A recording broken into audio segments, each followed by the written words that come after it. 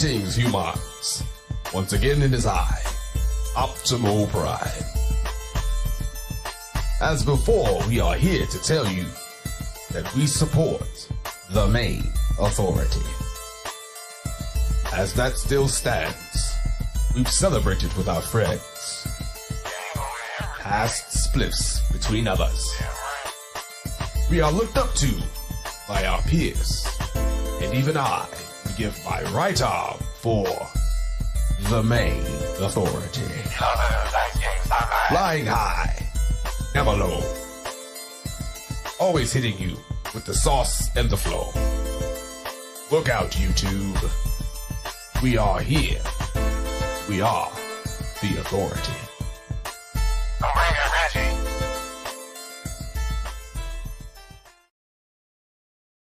Remember, Mains, go get that bag. Autobots, let's roll up. There you go. Yeah. Wait a minute, we out of sauce. Wait, This ain't no sauce. yeah, what's the difference? Oh, well, you dusty bastard. Our sauce is made with the best ingredients this side of the Mississippi. If you're gonna give me something, it's gotta be the sauce. This made in New York City? If you ain't got the sauce, motherfucker, that's your loss. here's the sauce made with the best you ever seen in your life. If you ain't got the sauce, then motherfucker, that's your loss. Move! Get out of the way! Gotta get down here and tell these boys about the Mayne Authority. They act like they don't know about nothing. Yeah, look at that. Yeah, gotta see the boys out. Gotta see Lavis. Gotta see him on the Mayne Authority. But you don't know about the Mayne Authority. Watch out. Move out the way. Yeah, you boys right here. Y'all know about the Mayne Authority whip skills. Skirt. Watch out. You know what? When I know about the Mayne Authority, see your car? Your car. Your car. No. Why we pull up right here? You don't know about the Mayne Authority? They got all this great content right up in here. Yeah, right, pay attention. What's what I'm saying, boy? You know what I'm saying? Try to tell you. Gotta put you on game. Gonna put you all up with that sauce. And what the hell? Yo, look at that. All you people right here about to learn today about the Mayne Authority. They all up in here. You know what I'm saying? The boys, they're quite the humanitarians. I revere them myself, but still, at the same time, what you gonna do? You ain't know what it is, what it was, what it does. You gotta get the purple drink, you gotta get the sauce, you gotta get your life together with the commercials. You know what I'm saying, boy? Check out the content. What you gonna do? What you gonna do? What you gonna do? Subscribe. He is the most interesting purple drinker. I don't always drink, but when I do, I prefer purple drink. Stay loyal, my friends. Nothing unites family like a good bottle of sauce to go with your great summer barbecue. Who made the potato salad? Al's Sauce has been known to bring people of all colors and creeds together in the spirit of barbecue. Oh, man, there's too much sauce. Never. Shut up, motherfucker. Bring it over for a good time, whether you're black, white, it doesn't matter. Hey, that chicken ain't done, man. Time to be. If you ain't got the sauce, then that's your Oh, loss. man. I'm an old motherfucker. March! Left, left, left, left, left, left, left, left, left. What's this loose? Mayne Patrol! Don't you know That's the sound of the Maynes working on the chain. JS. Don't you know That's the sound of the change working from the main game. turn up? Get crunk. That's the sound of the mains working on the chain. JS. That's the sound of the change working from the main game. Don't you know? Turn up. Get crunk. That's the sound of the mains working on the chain. JS. That's the sound of the change working from the main game. Can't you hear me say? Keep it right there, Jerry. Turn up. Sweet. Six, Bobby. thirsty, my. Get off my book, boy. Working so hard, see my woman. Who I love so didn't mean wow. Got to stay right here. Mayne gang. Oh, Lord. Oh, don't you know that's the sound? Oh, it feels good to get out of here. Time to change in this bitch. Oh, where's my rag? Oh, yeah. Oh, this damn Gucci rag's too hot. Welcome back. We out here getting jiggy with it. Back to the projects. Let me sprinkle this Reggie dust on you. Help you grow. What the f does he want? Ouch! Going to Septimane. The Maynes have a new video out, and it's got 100 subs. Don't just tell me that they've got a new video out. My bad. Hey, yo, Soundman reporting, cuz. This bird from Compton got news for you, Lord Deceptimane. What the hell do you got to tell me today? Hey, yo, the facts is just like this here, player. They're on their way to getting 1,000 subs, cuz. What we gonna do? How many times am I gonna tell you? We've got to stop their viewers. Maynes, we're coming for you.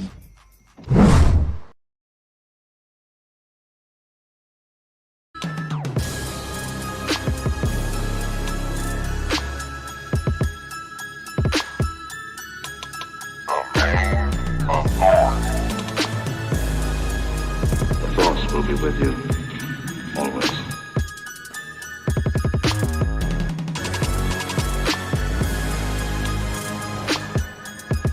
Hey man, y'all sure y'all don't want to like burn one first, man?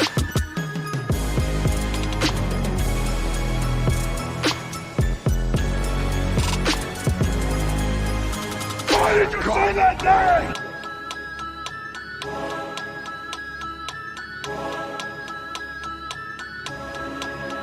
You hear about the cable? What is thy bidding, my master? Nice guy.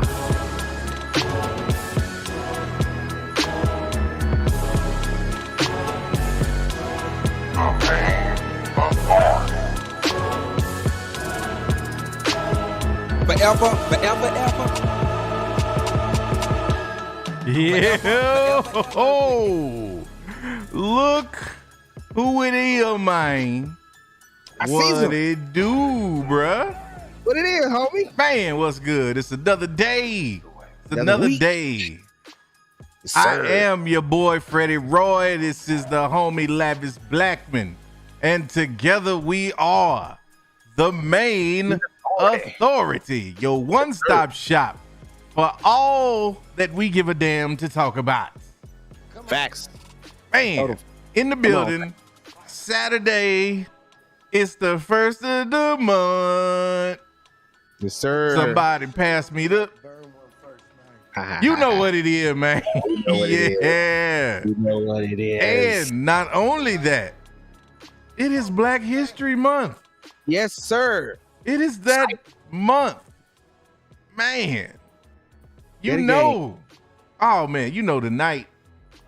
Oh, man. I'm already looking forward to the turn up because, we going all over the place, man. Yeah, man. In honor of Black History Month, we will be going all over the soul stratosphere. Yes, sir. Everywhere, man. Everywhere. Be there or be square.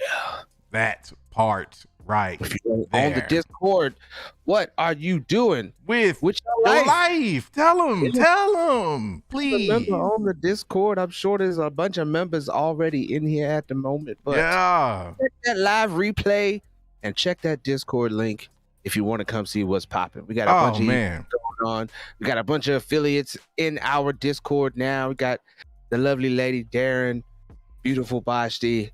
We got Dr. Window with the doctor's office. Yes. Plenty more, plenty more. Make sure you tune in next week where we will have Star Wars Santa. Oh, man. Yes, sir, we'll indeed. talk about that Boba Fett season finale. Or would it be series finale? You think it's going to come back next year? Sometime in the Spoiler alert. Hell no. To the no, I don't think so either, man. Nah, for real. We gonna get in. We gonna get in a little bit of that though, man. Cause I got a bone to pick this week. with my Star Wars family. Oh man. I know Felicity was waiting on me to say 2K, but now I'm gonna let them make it this week. Not this week. I got a problem with Star Wars fans as usual, but I'm gonna throw a curveball at you because you probably wasn't expecting me to come up with this one first. Well, let me get my mitt. Get my mitt. You do that. It's somewhere around here. I'll get it later. So I watched your Batman clip. Yes, I figured you would. I watched your Batman clip. I actually watched the whole little video because I wanted to get all the inside. But yes, the funeral scene that was released on YouTube, Matt Reeves dropped that funeral scene for everybody to get a taste of what Matt Reeves, the Batman's going to really be about. And in true troll fashion, Bat Cullen was front and center. And I will tell you, it wasn't that bad. It really wasn't as bad as I thought. Now that's just one clip, mind you. Yes, and he's legit. Look, they know what they're doing. They put him in, they gave us exactly what we needed to whet our appetite because it didn't give us much of him as Bruce in the sense of dialogue, but it gave us all we needed for atmosphere and to let us know this ain't gonna be your regular Batman movie, man. No, man. And I have to say, I'm interested. Okay. I'm interested. I'm still not worried about my bet. I'm still not worried about my bet. But I'm interested. I'm interested. Just a little bit. Just a little bit, man. Jedi Jen, you right. You right. I am glad that you are at least getting interested because to me, they've done nothing but really overshow that funeral scene. I mean, I feel like we knew how much of what's going on in that area, but it was good to see Robert Pattinson play the Bruce Wayne and at least a strong silent type. You know what I'm saying? You can tell he is afflicted. You can tell he's hurt. You can tell he's going through something. And in that little area, it kind of comes to light. But to me, I feel like the reason why they went with that scene and they're overhyping it is because it's just too dope and it's too hot. Seeing everything that they're doing with him as Batman, I feel like even the trailers showing us too much, and there are only like a couple minute trailers bouncing all over the movie, but there's not one scene in there that you see of him as Batman that's not hot. And I've even watched a couple. Have you heard his voice? Have you heard his Batman voice? Only the yell. That's it. We're done. Yeah, that's the only. No, honestly, his actual just Batman voice, I approve. Okay. I actually definitely approve. It's raspy, of course, but it's not quite Christian Bale over the top rap. It's like a soft whisper that honestly in the right setting could possibly be a little creepy. If you're in the dark, you're expecting some kind of creepy ass bat to pop out and get you, and you hear this voice whisper calmly, you're gonna want to start shooting everywhere. I got you. I think he's gonna pull it off, man. I think it's gonna be a big surprise. And again, I don't think it's a testament to just Robert Pattinson. I think it's a testament to Matt Reeves, what he's doing with the movie, and of course the other surrounding characters. I mean, Penguin looks amazing. I keep saying that. Catwoman looks like she's gonna pull her weight. Okay. As that character. Riddler, they don't really show you too much of Riddler, and I'm not entirely sure why. Yeah, I'm not entirely sure why. I don't think it's because it's like a trash character or anything like that. I think the Riddler, if you know about that character, he kind of sits in the back in the first little bit. You know what I'm saying? He's not all in the, the suit and tie, green and purple with the question marks and all that stuff at first. He's a background character, and it looks like you're getting some kind of Hush vibes. I get strong Hush vibes from this movie because it seems like they're playing it off like Riddler knows who Batman is. He has some kind of connection to Bruce Wayne, and this is year 2 of the Batman. So he's had all year 1 of Batman to kind of watch him, see what he does, see he was going after, and kind of gather information to be able to pull these kind of strings. So it doesn't really surprise me you don't get to see him too much. It's speculated that the dude he's beating the crap out of that's scaring Selena Kyle is Riddler, but I don't know. I mean, I feel like that would be a little bit of a giveaway. But at the same time, you know, they showed that he's also already apprehended and in prison and talking to Batman. So true, you know, that can happen very, very early. And then, you know, that can push him off to Penguin. And then that's a big explosive scene. And then, you know, we finish off with the Riddler. We don't know yet, but it's good that we don't know. It's good that even though they've shown us as much as they have in the trailer, that we know there's a lot more that we're going to be able to unopen and crack and have the homie Al here play Avengers, because he's going to love it so damn much. Nah, man. I've been avoiding the trailers and the clips for this movie. If you hadn't sent it to me, I wouldn't have seen it before the movie. I had to. And the reason is not because I think it's going to be trash or anything like that, but I want to go into this as fair and as balanced as I can, because we got some steaks on the line. Not T-bones, not ribeyes, but we got some steaks on the line. So some brontosaurus steaks. Yeah, man. These are some big ones. Yes. And so with that being the case, I said I'm going to go into it as fair and balanced as I can. I don't want to be like, I don't want anything to feel stale. I don't want to feel like, well, I've seen this in the trailer already, so it's not really hitting the same. But I must say, from just this clip, I do feel like the movie won't be as trash as I thought it would be. The movie. Hear me clearly. The movie won't be as trash as I thought it would be. I still am not sold on Bat Cullen. I have to see more of it. Now, one thing that I will say is he looks a little bit bulkier than I expected. Like in the facial region, he's chiseled a little bit in the face to give him that classic Batman Bruce Wayne look. So it's not going, I don't think that's going to be a problem. But what I keep running into with this is he another actor that is just going to continuously be crippled by his typecasting? Because when you look at this man, the first thing you think is Twilight.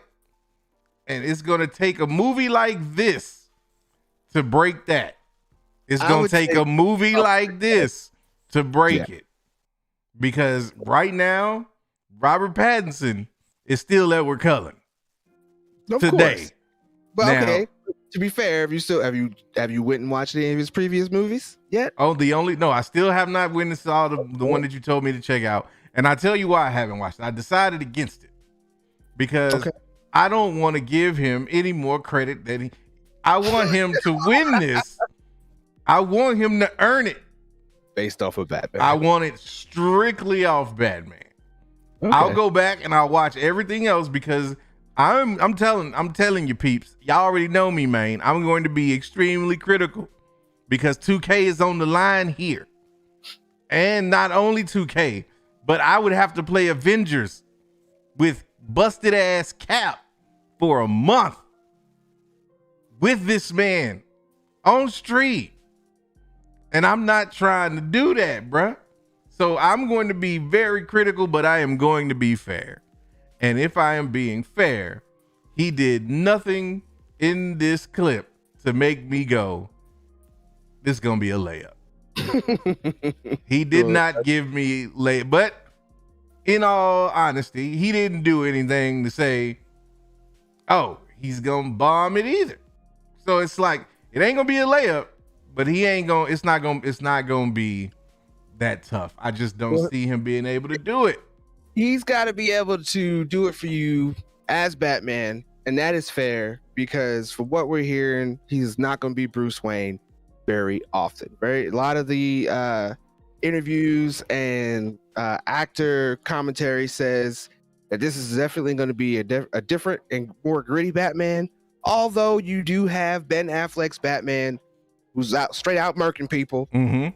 Despite that, not that kind of grittiness. This is going to be the grittiness that shows you the character of Batman, because even Robert Pattinson said, in his character development and learning to be the Batman in a lot of these scenes, there's a conclusion that he comes to with his no-kill rule. That although there might be a part of him that keeps him from killing, there's also the fact that he can't. There's no way that he can't be out there enjoying what he's doing. So there's a bit of a sadism, a sadistic side that we're going to see of this young Batman that I think is going to be the telling part of whether or not Pattinson can pull it off. Now, because we're not getting that. No, I'm sorry, we're not getting that superhero. But go ahead. Yeah. No, I was gonna say now the one thing that I got from this, and when I was watching the kind of the analysis, and this is something that, again, I won't hold against the movie if this proves to be true, but it will be a little bit of a turnoff for me in terms of personal taste. Is this whole Saw aspect, and it really leaning into those kind of vibes, especially with some of the villainy and all of that. Excuse me. But yeah, man, I'm not for that. Like, I'm not that. To me, I get what they're doing. It's the Riddler, and you're trying to make it, hyper realistic and all of that kind of stuff. But it's like, if Riddler proves to just be Jigsaw with the Riddler costume on, I'm not gonna like that. I want this to feel like a Batman movie in a Batman universe that is maybe a turned up Christopher Nolan verse or something like that, where you feel grounded, but it's still like dark, sinister Batman vibes. Like, I definitely get that, the grit and the grime, and I'm here for it. Just don't go like ultimate, everything is a kill trap, everything is some kind of a like riddle type deal. I know we dealing with Riddler here, but I'm saying, like, don't turn it into like Jigsaw 2.0. Right. No, I get that. Yeah, that's the only thing that the only negative thing I could pull from that clip. And trust me, I was trying hard to find something, but I really couldn't, because the whole thing had me gripped, like, from the rip. Like, when I saw the whole thing, and I'll tell you what was so smart, what Matt Reeves did, and I thought this was brilliant. Having Bruce in the church focused on the kid, the mayor's son. Yeah. Right. That was brilliant, because what you and I have been saying is that we don't need to see another origin story. We don't need to see Batman's origin. We've been there, done that. And I thought what was brilliant was that was an excellent callback for people who are familiar with the origin of Batman, because you can see literally in that clip that Bruce is automatically connecting with this kid, because he and this kid have a similarity in terms of having to deal with losing their parents or parent at an early age. And Bruce was immediately taken back to that moment. And you could see it in the way that he so viciously and ferociously defended the youngster when the SUV came rolling through. Right. Now, I'm going to nitpick just one bit. How that man steer that SUV when he was taped to high hell. Yeah, I was trying to figure that one out too. I'm like, how was he doing anything in that SUV where he was taped up like that? It was a miracle he had that SUV straight all the way down to the front of that church. Right. Yeah, and I'll nitpick with you. The very end, before they hit that column with that SUV, you can clearly see that he swerved out of the way of that kid. And that kid was real no complete danger at that point. And Batman. See, I was gonna let that one slide. I couldn't. I was looking at the space in between that. And I was like, it'd be different if it was like, and maybe that's too cliche. How to do the camera angle and it's coming toward the kid. He's getting pulled out of the way. Maybe that was too cliche. But I feel like maybe, and maybe that'll play a bigger part later. Maybe the reason why there was such a space, and like you're saying, the connection that he had with the kid, it didn't really matter if he was actually in any danger. The connection he had is what made him want to go after the child over everybody else because of that. Because I'm pretty sure a couple other people on the right side of that pew he probably could have saved. Oh yeah, without question. Without question. He wasn't thinking about it at all. he was laser focused on that little boy. Yeah. So I mean, it might, as I said, it's a small nitpick. Yeah. And like I said, maybe it'll play a bigger role in the whole aspect of Batman and Bruce Wayne. Yeah. But I'm just really excited to see the Batman part. Like, I'm never excited to see Bruce Wayne. And so my draw to this movie, outside of Pattinson, like, I don't really have a draw to Pattinson or anything, just the movie itself, honestly. My draw to it is really to see what they're doing with the Batman character that's going to differ from what we've seen in the past. Outside of the joke of the bat nipples, outside of the joke of Christian Bale and his deep, raspy voice, over the top voice, like, what is going to be the thing in this movie that, I mean, even if we do come out griping about it, like, is that really the bad thing of the movie that we're going to remember? I got you. And like, what are going to be the good points? Are we going to like Gotham itself? Is it really more? It looks like from what they've shot and some of the scenes they have, it's really more of the animated series type of architecture that they went for. Colors are also the same. I've seen some fan made art. They actually compare the two. They made an animated series version of one of the trailer posters, and 1000%. I'm like, yeah, I even fit even down to the car. Even if you look at the car versus the old school animated series one, it kind of matches. It's not 100,000%. Yeah, but they trying to vibe. I see what you're saying though. They trying to tap into them vibes for sure. Definitely. So I mean, and I know they have other inspirations. You know, they're using certain things from the Long Halloween, Echo, and all those types of things. But it's like I really do feel like the cinematography, when it comes down to it, if you had to base it off of something they use comic book wise or cartoon wise, it's definitely animated series. Now I'll even level with you when it comes to Robert Pattinson. I don't really care about the Pattinson part, to be completely honest with you, but I do want to see him do good.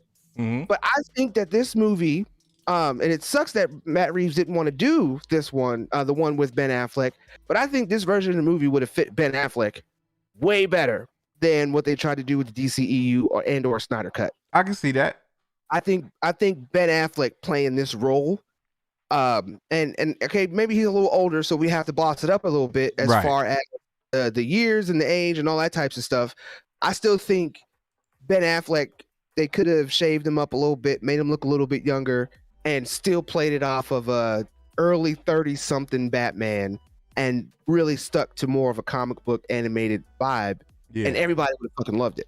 Everybody would have loved it. Hell because even if it was this still the same kind of trope as far as the Riddler and everything they have in it for the Batman, and even if it was maybe year 4, it wouldn't really matter. I feel like he would still be afflicted by this a little bit more. Or probably still close, because like even though it doesn't really matter what year you see Batman is, they're always killing his parents. So it always feels like it's a fresh wound for him. He's never just got no. So they could have still played the same thing off and then had Ben Affleck do it, and I think it would have been less of a question of if it was a good movie or not. Right. You know, off the top from seeing the trailers. But in the end, we gotta leave it up to Robert Pattinson and see what he does. Yes. See if my man Al over here, my man Freddie Roy, is going to Freddie Cap. And maybe we'll get Captain Pennsylvania on that stream too. Yeah, we're gonna have to do that. We're gonna definitely have to do that. Yeah, we might have to, because we got that multiversal thing. So there could be 2 Caps out there. Yeah, man. We gonna need to, because because it's gonna be rough. I'm gonna need somebody to take that frustration out on. Who else? Cap, bring your little ass on. Man, let's do it. Yes, let's do it. Let's do it. You know though, sticking with the DC theme though, we are another week into Peacemaker. And you know how, Sway? How is it that this show of all shows, you know, this has been like this season of our comic book lives. I'm talking since let's say WandaVision forward. We're all in this current iteration, because you know you had MCU drop their shows, then we have Book of Boba come through. You know what I'm saying? Now we got Peace. We had Titans. Yeah, Titans. Yeah, if we want to count Titans, I was going. We kind of do. We have to. Yeah. So you had your Titans. You know what I'm saying? And then we got the Peacemaker. And you know, I said this with Hawkeye. I could not believe that Hawkeye made me actually not only like Hawkeye, but replace my number 1 Avenger as Hawkeye. I didn't know that. I've been saying it. I was like, this went from making Hawkeye like off my radar at all to now Hawkeye is like my favorite MCU Avenger. Like, he is based off that show alone, because they humanized him, because they finally gave him time to actually showcase, and they gave him a meaningful arc. And I think it was brilliant, because if you'd have gave me a Hawkeye movie, I might not have been down with that. But you give me an episodic series, and then of course you weave in some Vincent D'Onofrio Kingpin in that. and I'm all for it. So Hawkeye, I'm very much in the Hawkeye bandwagon. And I can't believe I'm about to say this shit. But John Cena's all right with me, man. That's right. John Cena is all right with me. He's killing that, dude. This man is doing the damn thing with this show, bro. Like, I cannot. Every week, it's like every week he hits you with some more stuff. Yeah, man. I mean, my man was playing Motley Crue on the piano, bro. And see, as somebody who here dabbles in the keys, I'm not a player. I'm not a musician like that. I'm not a pianist, if you will, but I dabbles in the keys. So that like hit home for me, man, because I was just like, man, this dude is really like opening up and showing people some depth in a show where you would expect to get zero depth. Right. You didn't think it would be nothing like this. Not even Johnny Depp. No, Johnny Depp couldn't have predicted this much depth. No, man. Like I'm lightweight surprised at Cena. I'm lightweight. I mean, he's another WWE actor doing it, man. The only other person I can possibly compare him to that's solid, of course, be The Rock. And you know, he's been doing it for way longer. Right. So of course he gets unspoken props. But he's like, The Rock is the most successful and most well-known actor now. You know what I'm saying? Like, he's a household name.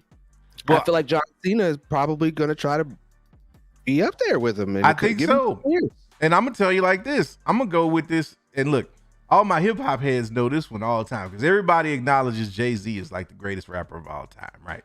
Everybody, you know, you ask most mainstream rap fans, they'll tell you Jay-Z's the GOAT. And it's hard to argue that when you look at this man's resume. This man's got hits for like 3 decades, bro. You just gotta call it like it is. But when we talking lyricists, when we talking bars, then there's a debate. And I feel like this the same way with Cena and The Rock, because The Rock, you gotta say, hands down, The Rock is the best wrestler actor that we've gotten. Yes. Because he's had a track record of success. That being the case, John Cena's the better actor, man. Just in what I've seen in this show alone. You think John Cena's a better actor? John Cena's a better actor than The Rock. Because there's not a single Rock movie where The Rock wasn't being The Rock. Name a Rock movie that didn't have Rocky Maivia, Rocky Johnson vibes. Tooth Fairy. Still. That was nothing but Hulk Hogan's Mr. Nanny all over again, bro. That was, nope, missed me with that. That don't count. Nope, that was nothing but because it's literally, you can't put that. That's literally like putting Hulk Hogan as a nanny and like, or putting Arnold Schwarzenegger in a kindergarten school. Like, you, of course they're going to be out of their element because they're out of their element. It's by nature. I'm saying show me where Rock is giving you some real depth to the level of what you are getting from John Cena in Peacemaker. Okay. Jumanji. No. What? It's Rock in the Jungle. Oh, come on. That's just Rock in the Jungle. Okay. So I think really what it comes down to it is The Rock is just such a notable person to where you can't see him. He's like a Denzel. It's like you can't see him. Nah, bruh, don't do that. Don't do that on Black History Month. Don't put The Rock and Denzel in the same sentence. Bruh, don't do that. His movies. Come on. No, but Denzel has earned the right to be Denzel because, okay, you talking about since Training Day, though. But Training Day was in what year? 2000. My man Denzel been kicking it since the 80s, bruh. Go back and watch some. Look, depth is there. My man's got depth. He had to go out of his element in Training Day to get an Oscar. Let's not forget, because my man was the straight-laced, all business actor and gave you some occasional emotional depth with movies like Malcolm X. And then he had to go Training Day in order to get his recognition. You know what I'm saying? Rock ain't did that. You're saying The Rock, although he's been at least doing movies since early 2000s. It's the movies he's done, man. He has not had his Training Day yet. You know what movie might be his Training Day, believe it or not? Black Adam. Black Adam might be. This kind of made me think of another movie, and this is before he was actually big at being an actor. But Be Cool. You can't tell me. Okay. I forgot about Be Cool. I forgot about Be Cool. Okay, so then let's say this. Be Cool is the closest we've seen The Rock getting out of his element. And I will give you that. Because I thought Rock was full blown about that life and Be Cool, bro. Like he owned that shit, bro. Like I totally forgot about Be Cool. I see your point. But to your point, Cena's doing it better though. Because this is Cena's Be Cool. When you think about it, this is Cena's Be Cool. Like he's out. He is out. He is so out there with this role, but he's owning it, just like Rock did. And to your point, I think this is gonna be what catapults Cena into that stratosphere of The Rock, where somebody's gonna create a Fast and the Furious franchise for John Cena's ass. And he already in one of them, like playing the brother or some shit. Yes, he is, but he's gonna get his own now because now he's on that Rock level. I think. From when you are a writer director now, and you look at John Cena and what he's able to do, what he's been able to do with Peacemaker, you won't have the same kind of skepticism as you would have if, let's say, Triple H was like, "Hey, y'all want me to be in this new Blade?" No, exactly, bro. Old Blade. No, he should have never been in that old Blade. They cut him smooth out, man. Right, exactly, and not a moment too soon at that. I'm trying to tell you. But that's what I'm saying, man. It's like, I'm just really, really impressed with John Cena's acting in this show. And it's not just him.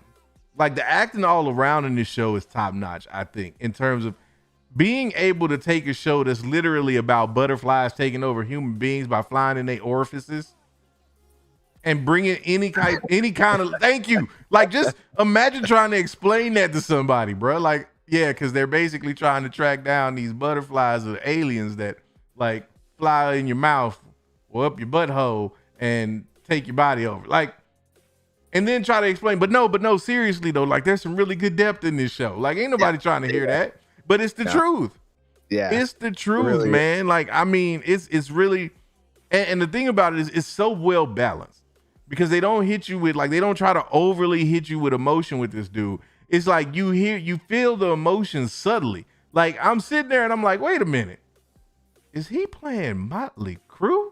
Right. And then I'm like, damn. And it's like, oh wow, like it so fits.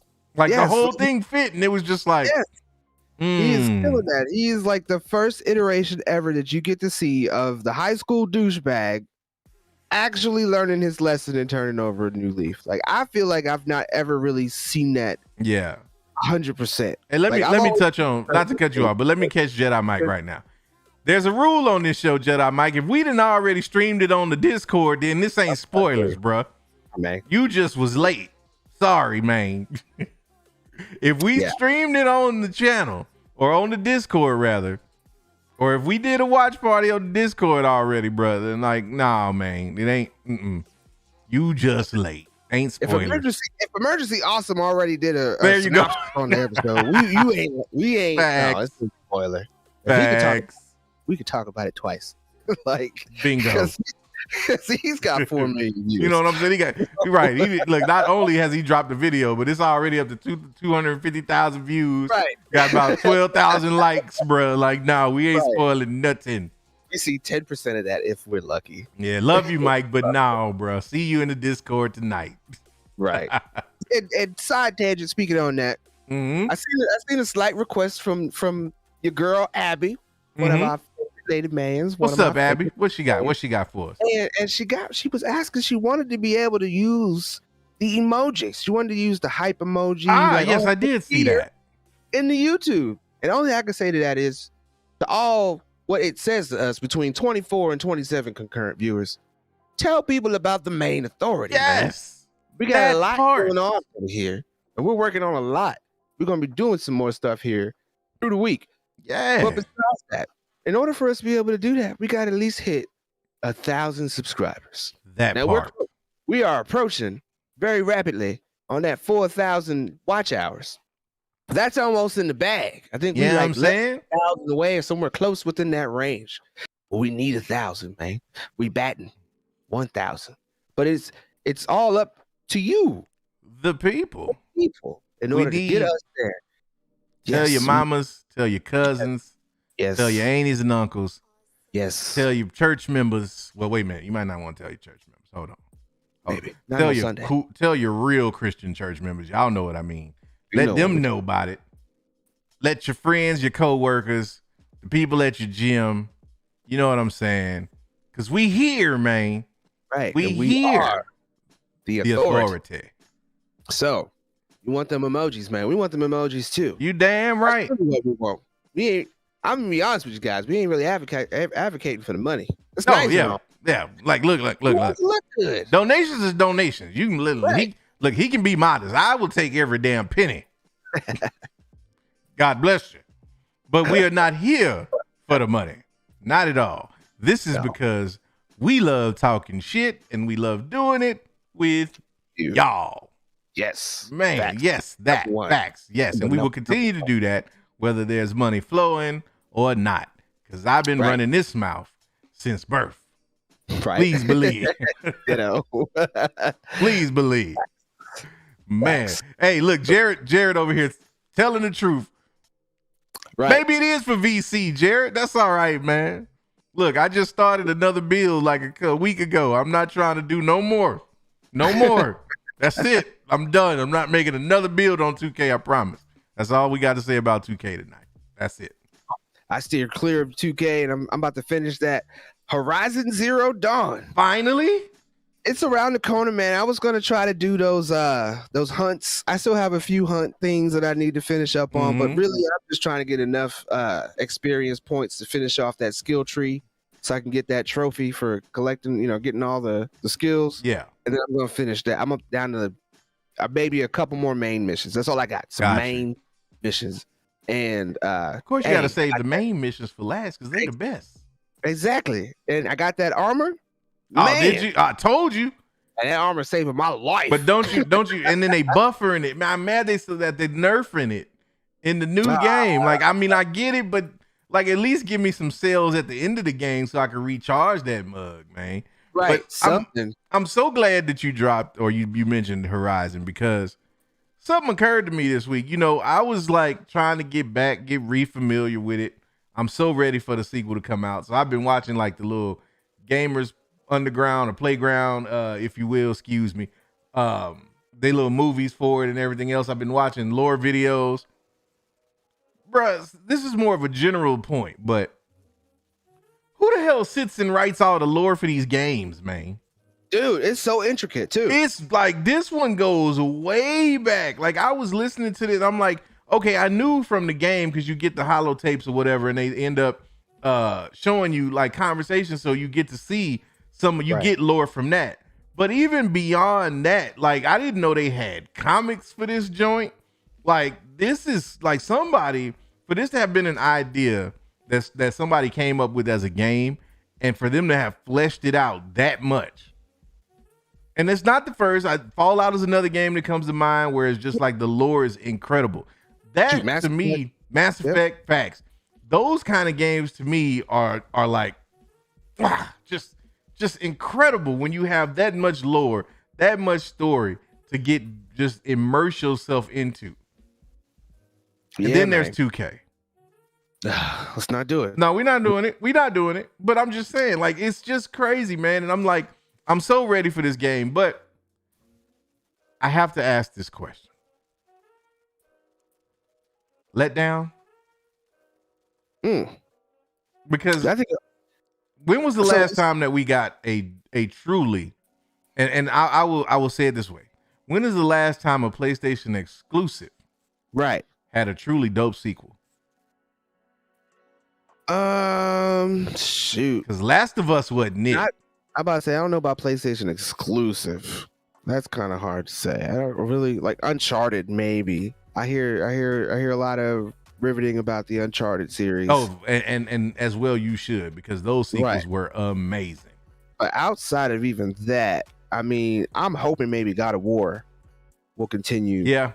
And be dope. Like, and you know what? God of War it is in a PlayStation exclusive game, and I'll say 1, 2, and 3. Just regular third person. In those aspects, it's third person, but the aspect is different. Even those were dope. So I can say ain't no. Those are for a minute. It's been a while. It has been a while. It has been a while. And that's my point. That's my point, because if you like, again, Last of Us didn't really do it like that. You know, there was mixed reviews for that, to say the least. I still haven't even played the joint.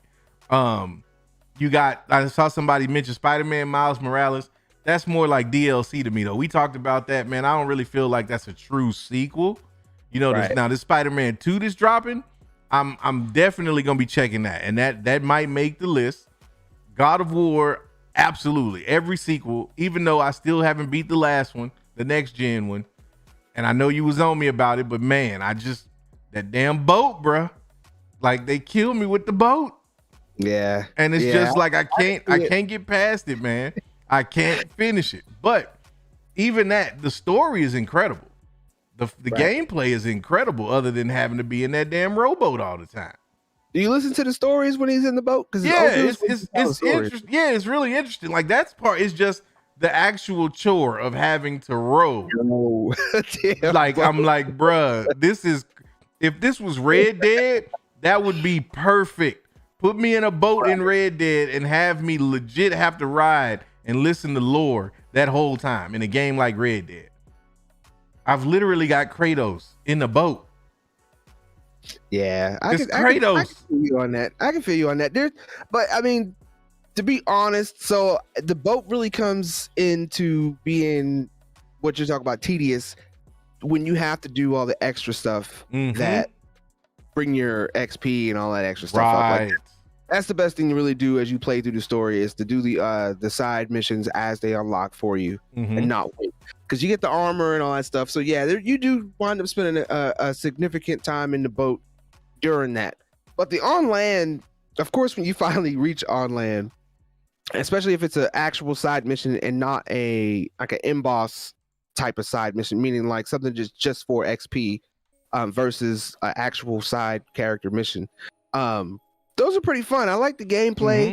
I'm really surprised to see that they moved from the further away third person aspect to a more up close behind third person view. The axe is great. And you know, just actually being able to have any kind of weapon period that is synonymous to Thor's hammer, I thought was a great inclusion to the story. And like you said, the story is also itself is great. But yeah, you gotta kind of push past the boat a little bit, man, and get into the gameplay and the fighting, even though you're up close. Have you gotten to the chains at least? No, see, I haven't even gotten those yet. Okay, so when you get to the chains, the story for real turns up there, because there ain't no side missions. You got to go and handle that mission itself, to where you go get the chains, and then they allow you to fight with it. Of course, you know how games work, so it's not a spoiler. You know, they allow you to fight with it as soon as you get it, and then you kind of see how they work. And I think when you get to where you unlock the chains, that'll definitely change your aspect on how the game plays and all that types of stuff. Because like I said, from there it kind of rolls, and then being able to switch back and forth between using those and using the axe, and then you'll have certain situations in which you'll have no choice to, so it kind of makes you have to do a little bit more in order to complete each area. When you get to that point, God of War is a lot more fun. Yeah, and you'll be wishing for that boat. I've been trying to get there, man, and it's like, bruh, how long does it take? We need a 2-player version of God of War. We need somebody to be able to kid, and because we're on PS5 now, man. Yes, come on, we got games like Division. Time. We need to be able to have 2-player almost every game. Yes, almost, not every game, but almost every game. If you have a side character in there that's an NPC, it needs to be able to take it over by a human player to at least assist something. Exactly. We need something, because man, we lacking. And when it comes back to Horizon, I want to see them really turn up on that game on the PS5 engine. That's kind of where my hang up is with the PS5, and you know, and Xbox ain't too far. But it's like the games. They are remastering games that were really set up for. And the biggest thing about the remaster is not even the graphics. It's not even any new overlays they have to do. The biggest thing that they change is the haptic reception on the controller. Oh yeah, that and load times. Yes. Now that's not across the board though, because there's still certain games that I'm playing where the load time is equivalent to PS4, and I just think it's because it's not optimized for the PS5. Oh yeah, for sure. I'm talking about the ones that are though, like the ones that the games that they're dropping that are saying they remastered version of the PS5 version or whatnot. All of those they've improved the load time on those joints. And so the thing about it is, and I'm glad you mentioned that, because I'm starting to get worried about this console generation. I know we still relatively early and the pandy has slowed that down, but I'm really starting to get a little nervous. And I'm getting nervous because this week Sony comes out and says, yeah, we don't really think we gonna sell as many of them 5s as we thought. Matter of fact, we talking like millions less. So that makes you wonder, okay, so obviously, we still got shortages and whatnot, but that means that there's got to be some kind of research that people are just not as receptive to these next gen consoles as we originally thought they would be. Because they don't precede them with games. They just want you to go out and buy a console and then rebuy shit you already have. Like, why? Because nostalgia is a mother, bruh. And that's what it is. Like right now, and this is what I'm afraid of for the video game industry, because we are seeing it right now. We saw Activision get snatched up. We saw, Blizzard Blizzard got snatched up. Like, it's a land grab right now. They grabbing developers left and right, but nobody's making shit. And that's the thing. It's like they all remastering everything. And I feel like this console generation is going to get lost in remasters, bro. Like, it's going to be hard, like few and far between that we get like real solid first party titles from both Xbox and PlayStation. Now look, Horizon's coming, and I think Horizon's gonna be dope. I'm kind of worried to see how good it's gonna be. We know God of War is on the way. We know that there'll be more stuff that they announced. We got the Spider-Man game coming, but it's like, the difference in this console generation so far to me, when the 4 came out, I remember the 4 didn't have, like, it took maybe a couple of months, maybe 6 months. But then the first party titles just started rolling. Like, they just started dropping them, like, left and right. And so you were solid, like, real quick. Plus you had all of your AAA stuff from your EAs and your Activisions and whatnot. And then you basically had a real solid library. Right now, when you look at what's going on with Xbox and PlayStation, it's all remasters. And it's all just, it's crazy because I'm not necessarily mad at the remasters because, they're games that I enjoy playing, and I would definitely want to see them, bossed up a little bit. And if you're going to get rid of load times, hey, I'm all for that. But I didn't drop $6 on a system so that I could play faster. Right. I expect you to like evolve gaming somehow. Like, it ain't got to be anything revolutionary, but it's got to at least be something to where I'm like, okay, now that I wouldn't have expected to see on a 4. You definitely got to have a 5 for this type of shit. And I just don't even see any games that are coming out, because even with Horizon don't even look like graphically or anything that there is going to introduce anything this next generation. It's just going to look better. Right. You know what I'm saying? And that's the thing. It's like, when is somebody going to figure out the next innovative piece of technology or interactive gaming? And I'm not talking about VR. Like, VR is dope, but again, VR is a niche right now. And maybe, once we start getting higher quality and it's like costs less to produce, it won't be that. But right now, it's like people are trying to get 5s. And some people getting Xboxes, but people out here trying to get that 5. And then you get the 5 and you're like, okay, but where the games at though? Right. And like I said, to your point, and I'm seeing it here in the comments too. They did the same thing last gen. 6 months later, they had some good titles roll out. Yeah, but I'm 6 looking months. at titles that we got for even rolling out this year that are supposed to be PS5 games, even if they're both cross-platform or whatever the case.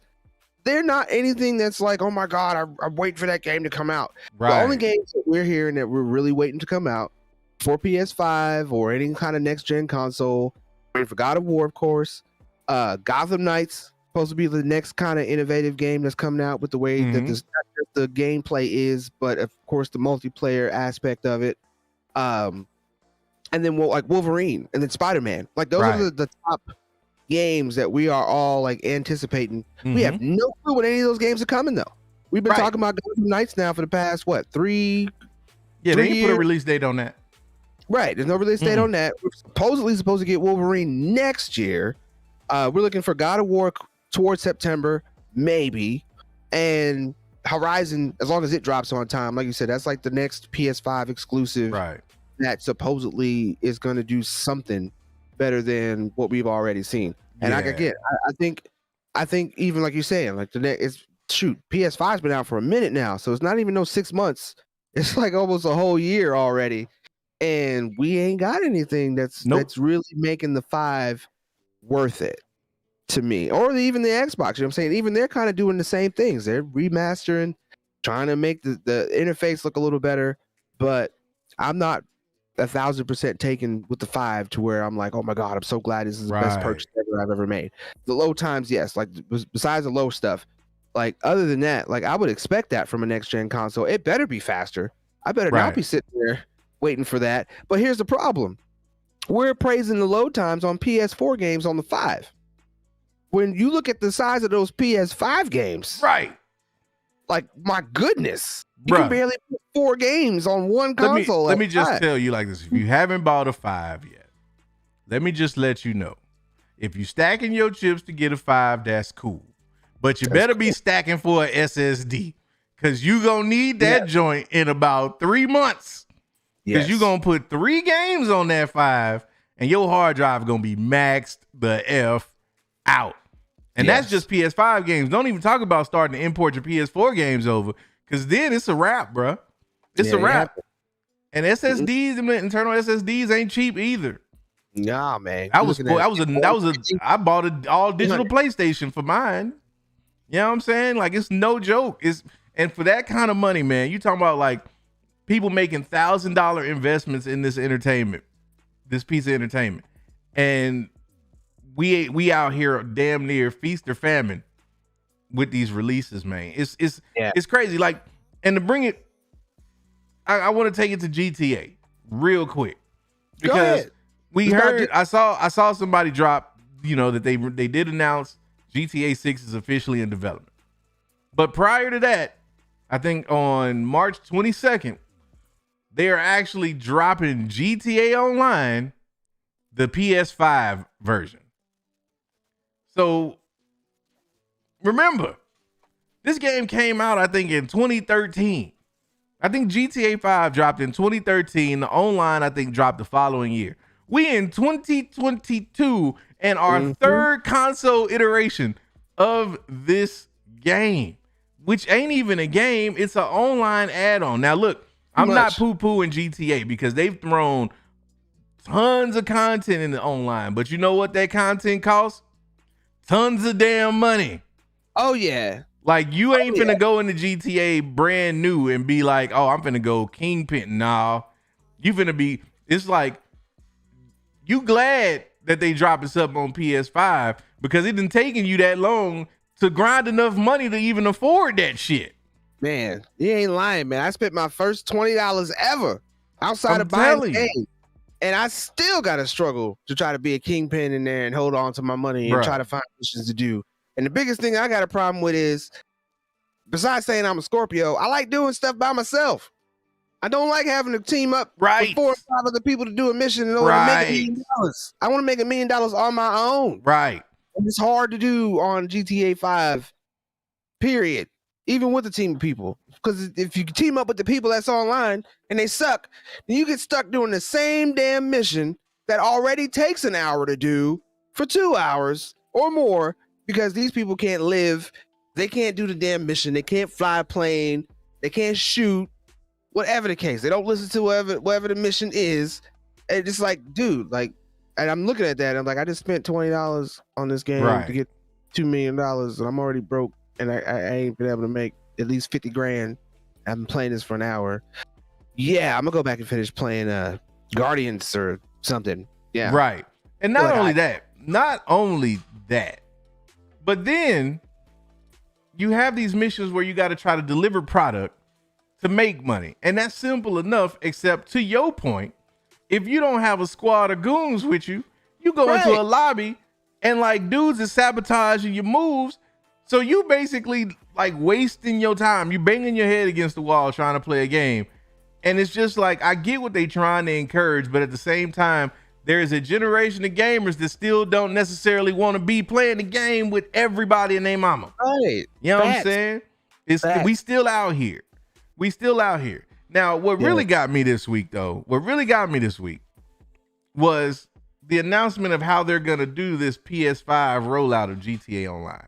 I don't know if you heard about this, but essentially, they're going to drop it. I think March 22nd is when it drops, and it's going to be a free update. So if you're a PlayStation Plus member, you can get the online GTA Online for PS5 for free. Okay. For 3 months. That's it?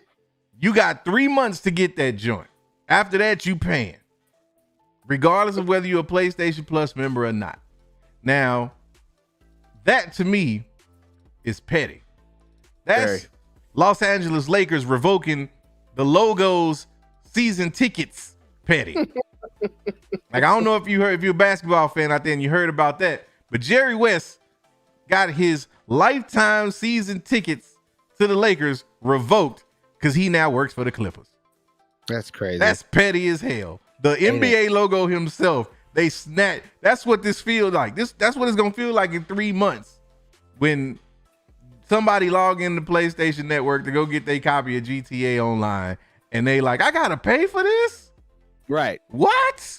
That's how we feel about the games now. I had to pay for Ghost of Tsushima. Yes. Had to pay for Spider-Man. Had to pay for Miles Morales. Like, oh, really? You heard my rant last week about Uncharted.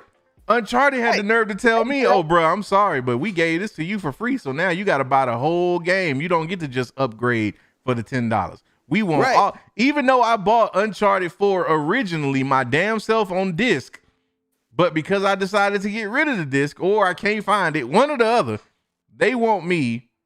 And then here's another one. So Horizon, right? Horizon's coming out and the PS5 version is $10 more than the PS4 version. But because Sony stuck their foot in their mouth, they now have to honor the free upgrade from PS4 to PS5, which means I can just buy the PS4 version for $10 less and then just upgrade for free. Okay. Why put me through them changes, Sony? Why not just drop the price down to the same as on the 4 then? Like you making it, you're creating more difficulty for your fan base, your loyal fan base, mind you, than necessary. This is true. That did not used to be Sony. Sony used to be the ones. I can remember back when Sony was trolling Microsoft because of their whole game sharing and them basically saying they was going to lock it and all of that joint. But now Sony's right there with them. They're trying to You get know that what I'm money saying? check, It's man. all about the cash, man. And that's why these corporations have finally decided, fuck them gamers. That's what it is, because they're like, we'll just hit you with the nostalgia. We'll drop, GTA the definitive edition. Buggy as hell. You'll still buy it. We'll keep dropping 2K year after year. You'll still buy it. We're going to give you a mediocre game. You still going to buy it. And it's just like, we just suckers, man. We got to get to a point. Where we start speaking with these wallets, man, because it's like, it's so disappointing that we put so much loyalty and invest so much money into this shit, and we get trolled by these companies. They literally trolling us, bro, and we just falling for it, man. I ain't gonna lie, y'all just falling for it, man. I waited to get that PS5. I did it the smart way. I waited a whole year because it's like this every single time with every single console. There's about a year or two. Look, the 4, I'm telling you, when the 4 came out, the 4 had dope titles 6 months in. There was, it was a little bit of a wait, but you had games, and you had games on the horizon. You knew what was coming. Now it's like you don't even get announcements hardly. Nope. Like nobody's even telling you they got anything coming. Like that's why like they shutting down E3. Now I know it's got more to do with it, but it's like E3 hadn't even been a place for like game developers have been pulling out of E3 for the last 4 or 5 years and just doing and the platform, especially like the powerhouses like Sony and Xbox just doing it, and Nintendo doing their own shit. So it's like everybody's kind of at this point where it's like, okay, we just gonna do what we do, and y'all just gonna have to get on board or sit on the sideline, man. And it's just crazy, man. When I saw that they were gonna make GTA Online, a game that's been out for damn near 10 years, they only gonna give it to you free for 3 months. Bro, that's insane, man. That's insane. Yeah, it's completely ridiculous. And yes. Who knows? Who knows? Who knows? I know GTA 6 better be fire. GTA 6. I told you what GTA 6 gonna be, man. GTA 6 gonna be all online. It is gonna be Division, except it ain't gonna be fun like Division. I know, because it's gonna be it's going to be basically what's gonna happen with GTA, man. Watch. It's gonna have a huge map. Everything's gonna be online. So the moment you start playing GTA, it's gonna be online. And the stories are going to be released in seasons. And every time they drop a new season, it's gonna include new outfits, new cars, new weapons, all the shit that you finna have to grind out or either buy shark cards to get, man. They not gonna make it. This is what it's gonna be. Well, then I guess what's gonna happen is I'm not getting GTA 6 until it shows up exactly on the PlayStation Store. I'm telling you, man. If I'm gonna have to spend money on it, then I'm spending the $60 literally in game. I will spend up to the game price in game. And this is another thing I'm kind of worried about, because we don't have any PS5 games officially, not yet. Not cool. What do you think that price gonna be like, man? You think it's still gonna be the 60? You think it's still gonna be the regular? Oh yeah. I don't see games. I don't see games this console generation going above 69. I don't see it, because put it this way, then if that happened, then this would be the first console generation, I think, where the price went up. Right. That's the only in terms of, and I'm talking about the system itself as well. Like if they increase the cost of the game, that means that we've got that big of a shortage going on that everything is going to be more expensive. Right. So that's 69. Like if you go, I'm going to tell you like this. If you expect me to pay $80 for a game, my days of gaming may be numbered, bro. Like straight up. Because there is a point where even I, the most hardcore gamer there is like, no, I can't do that. And here's what I think is really going to happen. I think if you pay for a game anywhere between $40 and $60, even at release, they're going to hold out features on you to make you want to spend. Oh, of course. Of course. Period. And it's like you can't really enjoy the game without these features, though. Exactly. Yeah, I mean, that's literally what they're doing now anyway. That's literally what is coming into now. Deluxe versions and all that stuff. Right, exactly. And so it's just like, man, look, if that's the way it's going, then, bruh, like, you know, everything gets old, man. Yeah, everything gets old, and it might get to, you know, it might be time to find something else, bro. Because my pockets ain't trying to do that. I tell you right now, if I pay money like that, then I will go straight VR. I like straight VR. Like that's the only other thing that I don't do gaming wise that I feel like would be worth the money is for me to add and get a workout out of it. That part. You know what I'm saying? That's the part. Oh man, it's gonna be Ready Player One. I need physical enjoyment, right? I know what I'm saying. Some Ready Player One shit. I might as well drop some pounds while I'm playing it. That part right there, because Lord knows, as I'm getting ready to knock out some Wiener Schnitzel after this, Lord knows I can stand to lose a few lbs. But yes, before we get up out of here, though,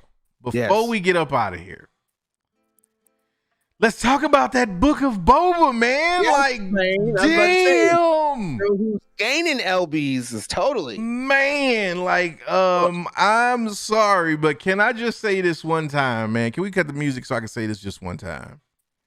Cad Bane, man. Yeah, man. What? Bruh. They Even did that. They did that. They did that. And they did that well. Very well. Completely well. They though, like, yes. Man, even that episode, as a Star Wars fan, if you could not appreciate anything, I'm not saying the whole thing. I'm gonna keep it real simple. If there wasn't a single thing in that episode that you couldn't appreciate, you are not a Star Wars fan. I'm gonna start there. I got more to say about some of y'all, but I'm gonna start right there. Let's talk about it, man. Like that episode, it was funny because you were watching it and I was listening to your comments and you were even surprised. You're like, oh, they going straight there. Like they wasted no time getting Din Djarin to Grogu. Nope. No time. I mean, especially for everybody's like, oh, it's going to continue on. Mandalorian's going to die.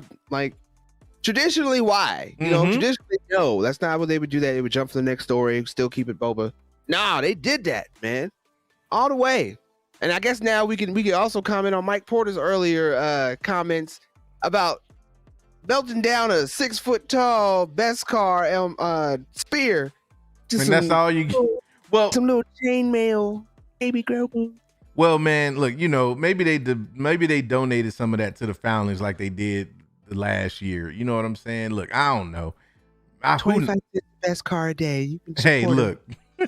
Mandalorian. Hey, those kind of things, man, I'm like, all right, I will let that slide. But I'll tell you what I will not let slide from Star Wars fandom. Now, everybody had a beef and a legitimate beef with the fact that it felt like and continues to feel like Boba Fett is getting overshadowed in this show. His own show, mind you.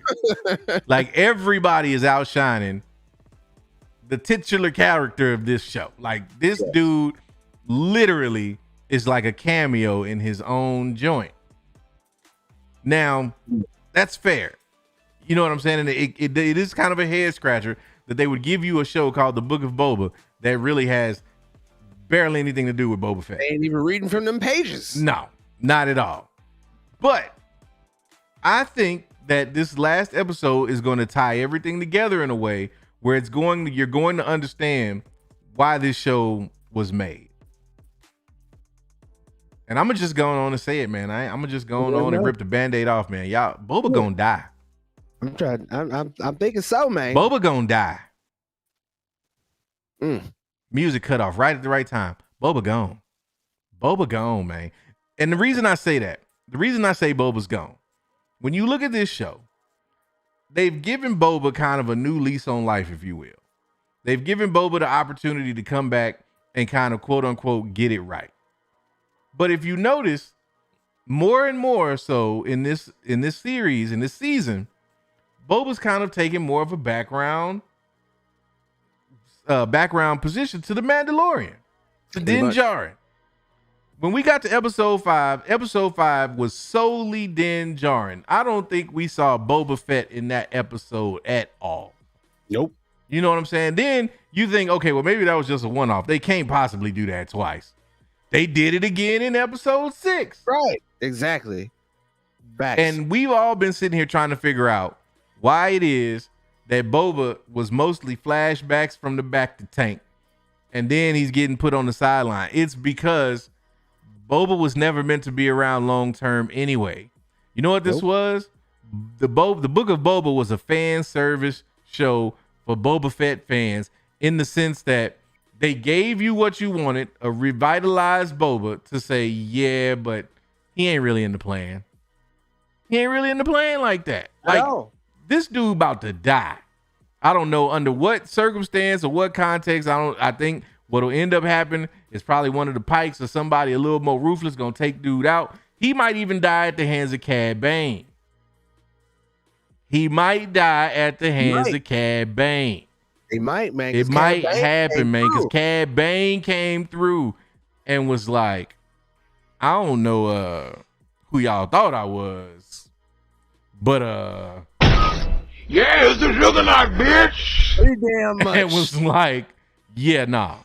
You know what I'm saying? And it's like that. I just don't see him lasting. But this show to me, this episode, you know, they went like we said, they got straight to Grogu, man. But and how like gut wrenching was it for Din Djarin to be this close? Oh man, this close. And didn't get to see his little homie. Didn't get to say hi to his little homie, man. Not at all. It was so gripping in that. And then can we get a slow clap for the upgraded CGI Luke? Oh yes. Can we get the slow clap going? Because damn. They went and got the YouTube dude himself. They was like, hey man, Mr. Deepfake, I need you to go on and come and help us out. That was a smart move because man, that makes me not even want my dude. That makes me want them to just have CGI Luke. Right. Like we don't need anybody else to play Luke at this point. I'm cool with that. That would work for me just fine. And I'm blanking out on my man, the Winter Soldier's name right now. Oh, Sebastian Stan. Sebastian Stan, yes. Because I know he had a quote this week said never say never in terms of him playing Luke, but we don't even need him at this point. Like this episode just showed you could do a whole damn Luke show like that and it would be fire. Yep. Fire. Like, let me see some fire emojis in the chat if you wouldn't mind seeing an all CGI Luke show. Like, because man, it was incredible. It was so incredible. And the parallels between Luke and Luke and Yoda versus Luke and Grogu, man, like they were hitting you in the heartstrings, man. The parallels, it's just like my man said, it's like poetry. It rhymes.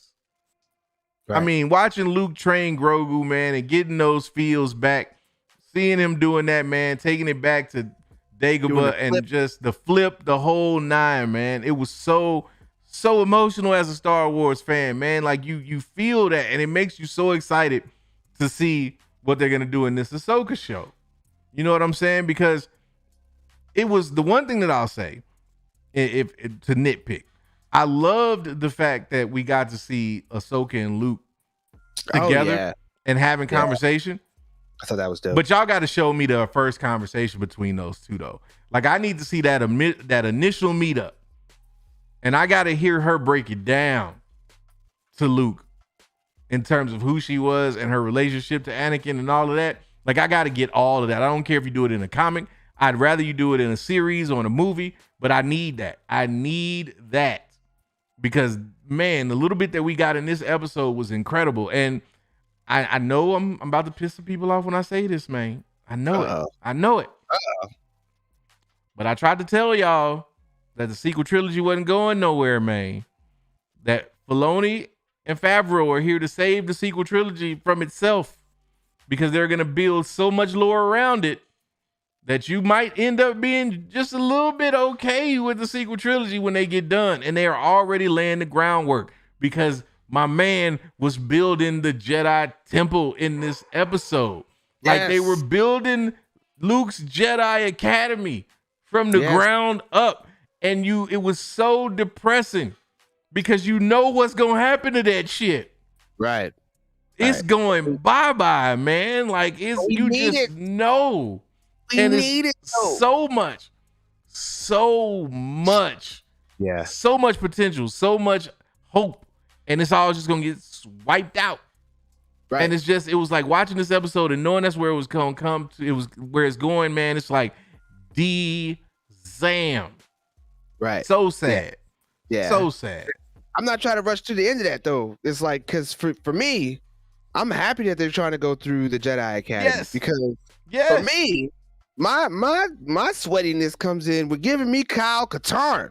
Hey, I feel you. If we're getting campaign, we're getting all these other people up in here. Give me live action Kyle Katarn, okay? Mm-hmm. He doesn't even have to really have his own show, but his own show would be interesting in what they did with Dark Forces 1 and 2. Right. Like being able to see that story transposed into some kind of a live action, even if it's a side story. Give me that, okay? I want to see him go into the academy and training. I want to see him going and leaving his lightsaber there to go become a mercenary. I want to see him come back to get that. I need it all, okay? And I feel like we are getting closer and closer to all of us getting what we asked for just by seeing him build that academy. They are pulling so far back and they're tying things together in such crazy ways that anything is possible at this point. You know what I'm saying? And it's so interesting the way that they're setting this up. Now, I will say that it is very, very odd for them to be doing this in the Book of Boba, the way that they're doing it. But that just speaks to me or tells me, you know, that that's even more of a likely possibility that like this show is going to eventually end up being kind of like Boba's big send-off. Like this was kind of the farewell, like Boba's farewell tour. You know what I'm saying?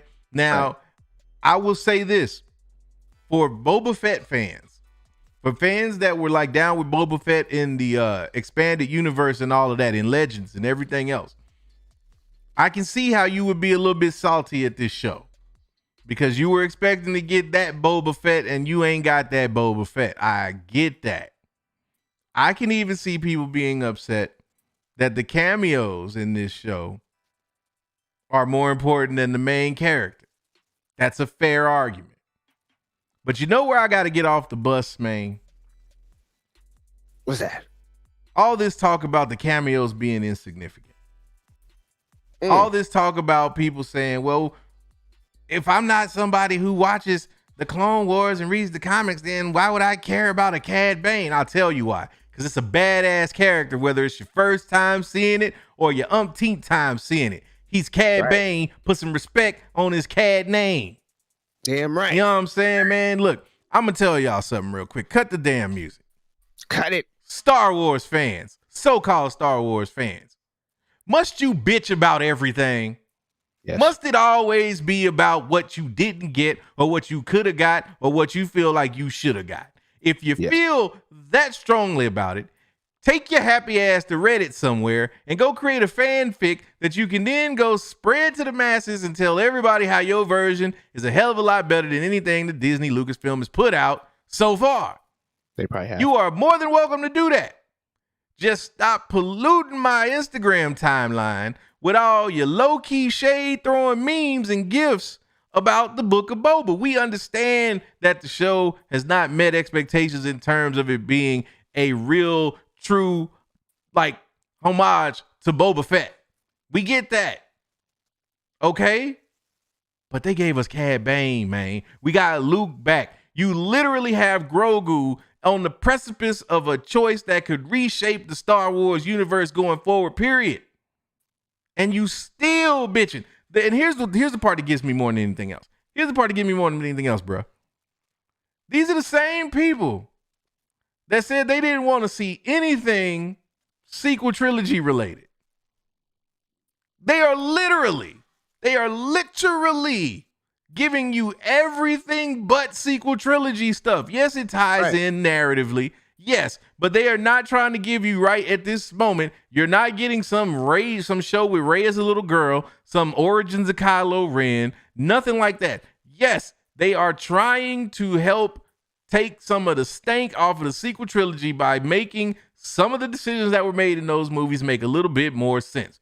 But they are serving the fans. That's why it's called fan service. They are giving you all the stuff that real Star Wars fans would flip the freak out to see. And somehow, some way, you ungrateful bastards are still complaining. You know, look.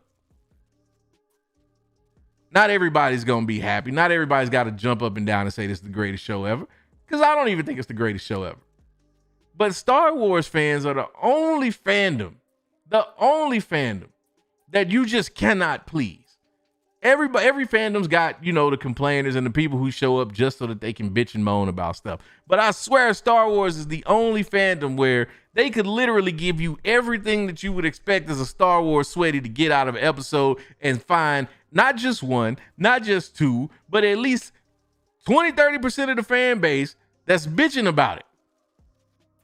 And that 20-30% is louder than the 60-70% that's like, this is dope. Why? Yeah, I don't know, man. It's all over Why? 22. Get some fiber in your diet. Go find you somebody that you are attracted to and get some Love Jones going. Do something with yourself. Treat yourself to your favorite meal. Take a walk. Get a dog. Go do something other than bitch about Star Wars for a change. Damn. Like, nah, man. They ain't got nothing else better to do. So they really don't. They really, really don't. It's like, I'm just going to complain because Cad Bane showed up. So, they just got to throw Cad Bane in there because they're trying to distract everybody from the fact that this show is trash. Oh, Ahsoka's back. Oh, when are we going to finally get to find out where Ezra is? You want to throw all this other stuff in there? Why can't we find out about Ezra? Oh, what's with all these cameos in the show? Who's going to show up next? Mace Windu in episode 7? Yeah, maybe, motherfucker.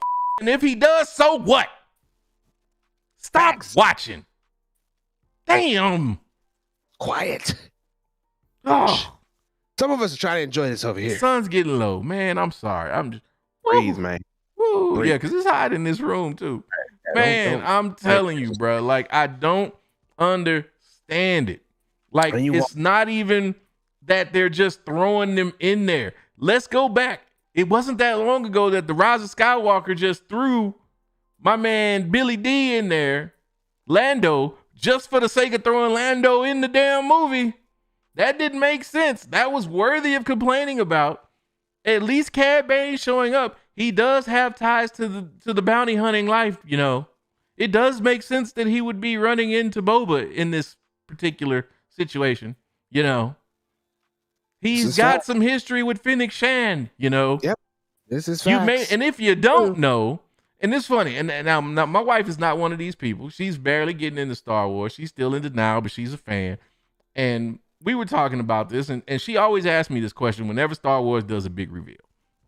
She says, now, if I don't know anything about Star Wars and I'm not married to a Star Wars nerd, then how would I know who Cad Bane is? Well, I'll tell you how. Because in the next episode, they're going to tell you who he is. And it's going to show you why he matters in this story. You might not have the full context of who he is, but if you just be patient, you're going to find out. But we live in this right now society where everything has to pay off right in this moment. You can't build up anything. There is no such thing as a narrative that goes on for an extended period of time, because God forbid we get one of those, because then people might riot. Everything. What do you think caused the sequel trilogy to turn out as ass as it did? Because the studio felt like they had the knee jerk to all of you mother flippers who had such a problem with The Last Jedi. So they threw all kind of cameos and fan service that made no damn sense, all for the sake of pleasing y'all asses. Yes, it was to make money, but the only way they gonna make money is if they get people to go check the stuff out. And we all went to go check out Rise of Skywalker, thinking that somehow JJ was gonna be able to turn shit into an ice cream sundae. Surprised he wasn't able to do that. But then comes Mr. Dave Filoni and Mr. Jon Favreau, and they say, you know what? Well, we'll give you the next best thing. We can't take away the sequel trilogy, but we can damn sure do our best to make it make some sense. Pretty much. And yet, and yeah, we still got to deal with these whining and complaining ass people. Oh my God. I have, yes, Lord Jesus. I don't understand, man. I just don't understand.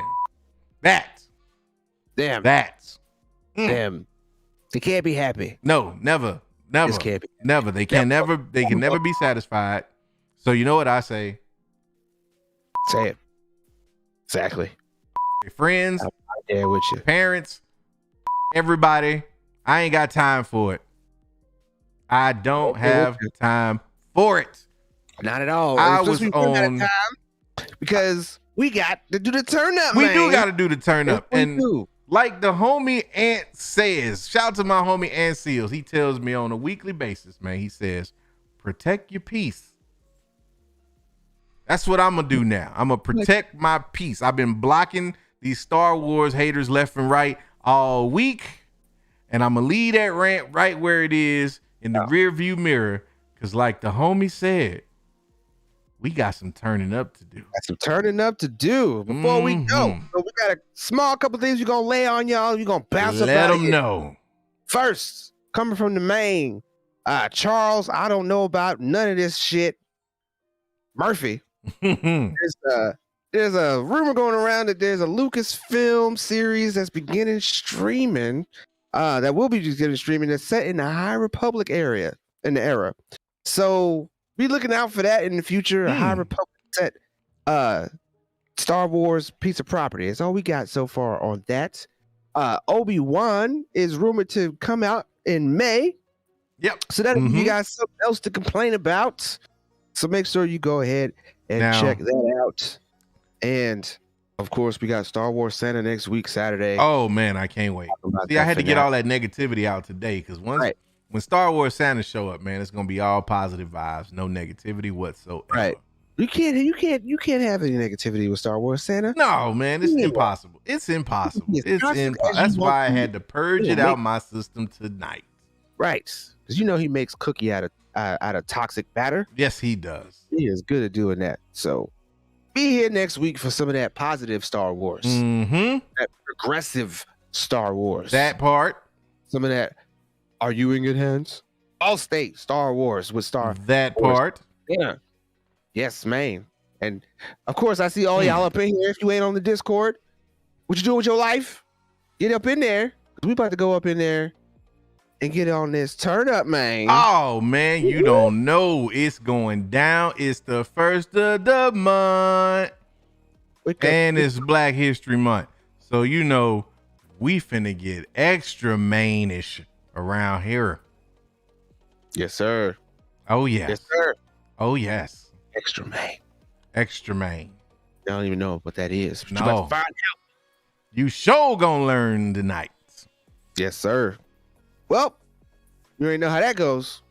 Like we always say, you ain't got to go home, but you got to get the hell up out of here. Yes, sir.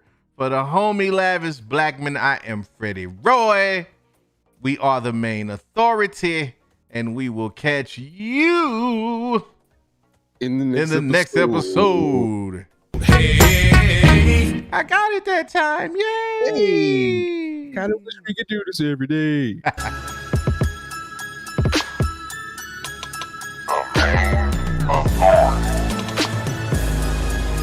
The Force will be with you always.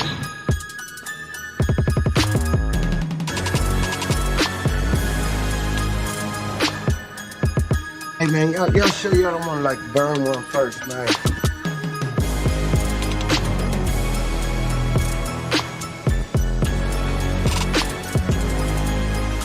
Why did you say that name?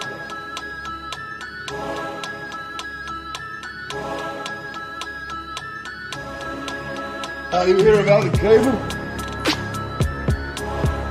What is thy bidding, my master? Ask God.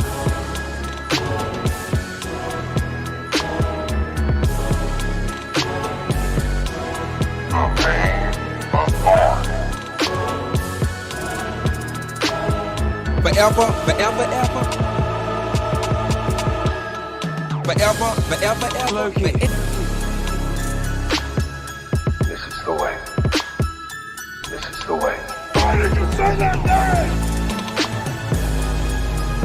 This is the way.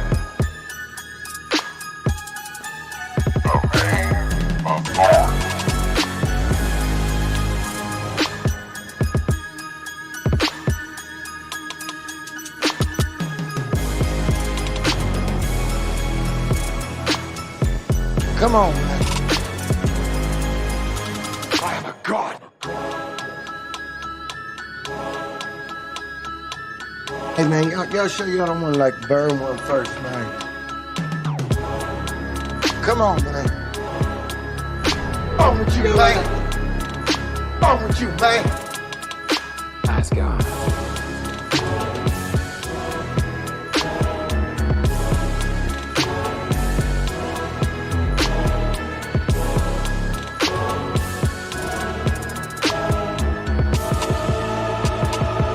Be careful what you wish for, Parker.